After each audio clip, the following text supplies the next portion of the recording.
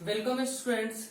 This is our first session of chapter 2 of economics. In chapter 1 we have already discussed about what kind of damage of Indian economy during British colonization in India.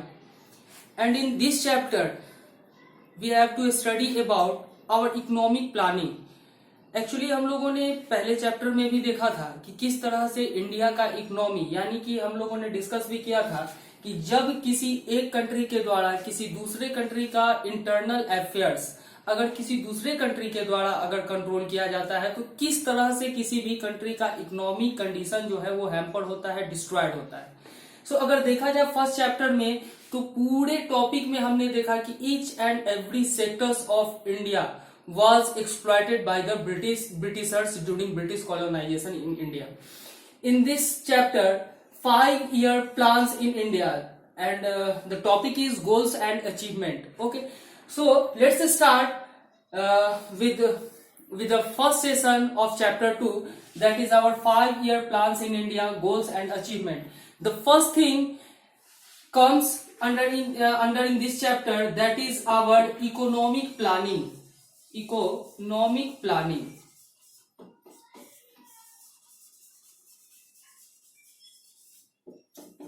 First chapter में हम लोगों ने देखा था कि किस तरह से इंडिया का इकोनॉमिक कंडीशन जो है वो बिल्कुल डिस्ट्रॉय हो गया था ड्यूरिंग पार्टीशन ऑफ इंडिया। जो बहुत सारा प्लेस हम लोगों का था जहां पे रॉ मटेरियल्स का प्रोडक्शन ज्यादा हो रहा था, वो कुछ पार्ट कहाँ चले गए थे, पाकिस्तान में चले गए थे। जो हमारे सेक्टर्स थे, यानी कि टोटली क्या हो गया था, डिस्टर्ब हो गया था इंडियन इकोनॉमी। तो जैसे ही आफ्टर इंडिपेंडेंस, स्वतंत्रता के बाद इंडिया जब फ्री हुआ, इंडिया जब आजाद हुआ, तो देश के जितने भी इकोनॉमिस्ट थे या फिर जो भी हमारे लीडर्स थे, उन लोगों ने एक सेटअप तैयार किया जिसके तहत इंडिया के 5 वर्षों के लिए किस तरह का डेवलपमेंट करना है, किस तरह के डेवलपमेंट की आवश्यकता है इंडिया में, उन पे विशेष फोकस किया गया। और इसके जो जनक है, यानी कि इकोनॉमिक प्लानिंग 5 इयर्स प्लानिंग के जो जनक है, उनका नाम था पीसी महालनोबिस। सबसे पहले हम लोग जानते हैं कि इकोनॉमिक प्लानिंग होता क्या है। देखिए, इकोनॉमिक प्लानिंग में बेसिक 2 चीजें आती है, जहां पे सेंट्रल गवर्नमेंट क्या करती है, सेट्स ऑफ टारगेट, यानी कि सेट्स ऑफ टारगेट, पहले अपने टारगेट को वो क्या करती है, फिगर आउट करती है कि हमारा टारगेट क्या होना चाहिए 5 सालों में, कि किस तरह से हम अपने कंट्री का डेवलपमेंट कर सके। तो क्या होता है, सेट्स ऑफ टारगेट उन्होंने सेट करता है, प्रोग्राम बनाते हैं, पॉलिसीज इंप्लीमेंट किया जाता है, और टारगेट जो है वो with in specified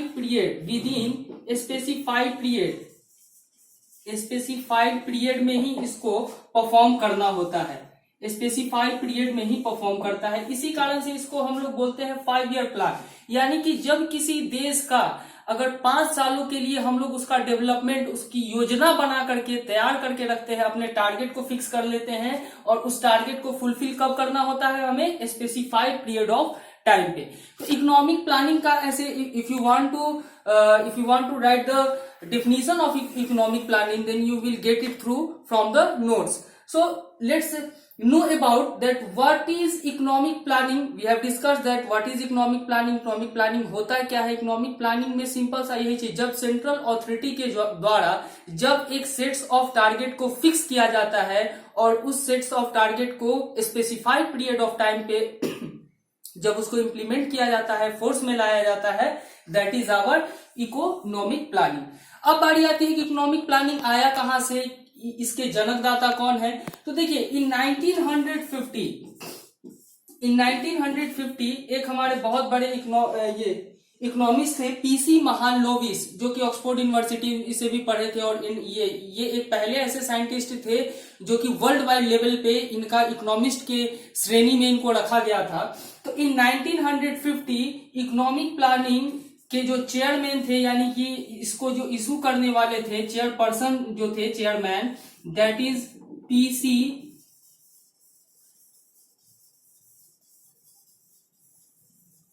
PC Mahalanobis. ये जो थे, इन्होंने ही इंडिया में 5 ईयर प्लान का कंसेप्ट लाया था। ऐसे अगर देखा जाए तो ये जवाहरलाल नेहरू उस समय के प्राइम मिनिस्टर थे, तो ये अमेंडमेंट ये लागू हुआ था 1950 में, लेकिन इफेक्ट में आया था फ्रॉम 1951। ये पहला हमारा 5 ईयर प्लान जो है वो स्टार्ट हुआ था 1951 में। और प्लानिंग कमीशन के जो अध्यक्ष यानी कि प्लानिंग कमीशन के जो चेयरमैन, ये तो जनकदाता यानी कि 1950 में जैसे ही आया था, वो जो कंसेप्ट दिए थे वो थे पीसी महलनोबिस। ऐसे अगर देखा जाए तो इकोनॉमिक प्लानिंग के जो भी चेयरपर्सन रहे हैं वो हमारे रहे हैं प्राइम मिनिस्टर जब भी। बट अब ये जो इकोनॉमिक प्लानिंग है, ये जो economic planning 5 year plan in India, इसके जो जनक है यानी कि अब ये economic planning 5 year plan in India जब आया था तो इसके कुछ और भी बहुत सारे रीजंस थे कि यहाँ पे लाया जाए, इकोनॉमी को डेवलप किया जाए। आफ्टर दैट आप लोग देखेंगे कि ये आफ्टर 2015 के बाद अब ये जो हमारा 5 ईयर प्लान है, 5 year plan, it is changed, ये बदल चुका है और अब इसका नाम हो गया है क्या, नीति आयोग। नीति आयोग का अगर आप लोग फुल फॉर्म देखें, नीति आयोग का फुल फॉर्म है नेशनल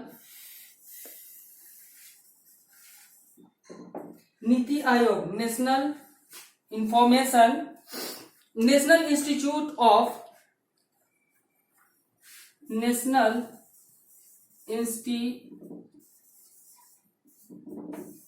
ऑफ ट्रांसफॉर्मिंग इंडिया।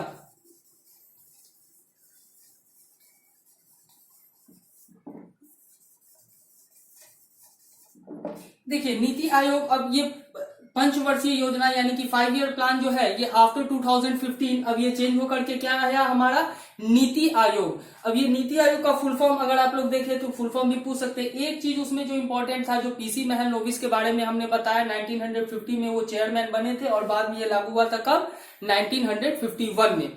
ठीक है, उसके बाद देखिए 5 ईयर प्लान को चेंज कर दिया गया, किसमें, नीति आयोग में। और ये जो नीति आयोग है अब ये 2015 के बाद 5 ईयर प्लान किस नाम से जाना जाता है, नीति आयोग के नाम से। और अगर देखा जाए तो 5 ईयर प्लान को इंडिया में लाने की आवश्यकता क्यों पड़ी, 5 ईयर प्लान को इंडिया में लाने की आवश्यकता, 5 ईयर प्लान को इंडिया में लाने की आवश्यकता पड़ी, we need,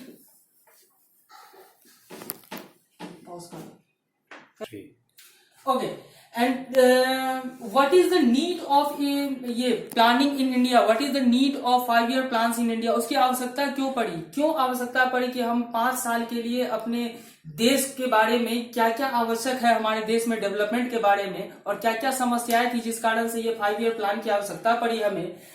in that is the first one is backward and stagnant economy. हम लोगों ने फर्स्ट चैप्टर में भी पढ़ा था कि बैकवर्ड और स्टैग्नेंट इकोनॉमी क्या होता है। जब किसी भी कंट्री का जब डेवलपमेंट जब क्या हो, स्टैग्नेंट हो, रुका हुआ हो या फिर बहुत ही लेस हो, बहुत थोड़ा हो, तो ये इस चीज को यानी कि हमारे डेवलपमेंट को, हमारे इकोनॉमिक कंडीशन को और बूस्टअप करने के लिए 5 ईयर प्लान को लाने की आवश्यकता पड़ी। बैकवर्ड एंड स्टैग्नेंट इकोनॉमी, उस समय इंडिया का इकोनॉमी किस तरह का था, बैकवर्ड यानी कि बहुत पिछड़ा हुआ या फिर स्थिर था, वो ज्यादा मूव आउट नहीं कर रहा था, ज्यादा हमारा ये क्या बोलते हैं, ज्यादा हमारा ये फ्लो में नहीं था हमारा इकोनॉमिक कंडीशन, इसको और भी बूस्टअप करना था। Second one is low output and low productivity. Output को यहाँ पे आप प्रोडक्शन से भी जान सकते हैं, इसकी भी हम लोगों ने चर्चा की थी फर्स्ट चैप्टर में, दैट कि हमारा प्रोडक्शन जो था, production we already know about the difference between production and productivity. Production क्या होता है और प्रोडक्टिविटी क्या होता है। प्रोडक्शन होता है जब आप एक पार्टिकुलर पीस ऑफ लैंड पे, जब वो उस पार्टिकुलर पीस ऑफ लैंड पे कितना प्रोडक्शन हुआ यानी कि उत्पादन कितनी हुई, that is our production. And productivity it means की कैपेसिटी ऑफ प्रोडक्शन, कितना क्षमता है उस पार्टिकुलर पीस ऑफ लैंड पे, और हम लोग इसको कैलकुलेट कैसे करते हैं, इन हेक्टेयर। ओके, सो हमारा उस समय का क्या था, हमारा low output and low productivity, हमारा प्रोडक्शन भी कम था और प्रोडक्टिविटी भी क्या थी हमारी, बहुत ही कम थी। Third one is low GDP growth. अब देखिए जब हम लोगों ने ये चीज देखा था कि इंडिया में most of the persons are engaged in agriculture, उनका मेन व्यवसाय एग्रीकल्चर ही था, तो एग्रीकल्चर के बाद में देखा जाए लो जीडीपी ग्रोथ, तो बहुत सारे लोग, even 80% of the people are engaged in agriculture, लेकिन उसका जो है जीडीपी में कंट्रीब्यूशन कितना था, ओनली 50%, और जो भी हमारे डिफरेंट सेक्टर्स के थे वो लोग 20%। बचा कितना हमारा पॉपुलेशन? 50% जीडीपी में कंट्रीब्यूशन था 80% पॉपुलेशन का, 80% पॉपुलेशन का, और बचा हमारा 20% पॉपुलेशन, 20% पॉपुलेशन, इनका कंट्रीब्यूशन था जीडीपी में 50%। तो ये भी एक बहुत बड़ा मुद्दा था कि हमारा जीडीपी क्या हो रहा है, जीडीपी बहुत लो है। And the last one is need for the investment by the government. एक और चीज इसमें ऐड कर लीजिए, need for investment by the government.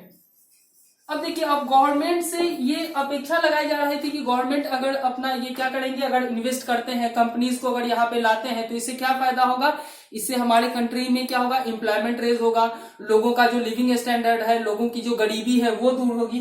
तो ये भी एक सबसे बड़ा मुद्दा था कि अपेक्षा यही थी 5 ईयर प्लान में, ये एक बहुत बड़ा मुद्दा था कि किस तरह का इन्वेस्टमेंट गवर्नमेंट के द्वारा किया जाए जिससे कि एम्प्लॉयमेंट रेज हो और लोगों का जो ये बैकवर्ड और स्टैग्नेंट इकोनॉमी जो है ये धीरे धीरे क्या हो, इसको और बूस्ट अप करना चाहिए। So up to this related to this topics I will provide you the notes, and after this topic I am going to explain some ये capitalist economy, socialist economy, and whatever the things which were given in your book, I will discuss each and everything. So if you have any problem related to this session, you must ask through your doubt clearance session, which were given by our management. So stay home, stay safe. Thank you.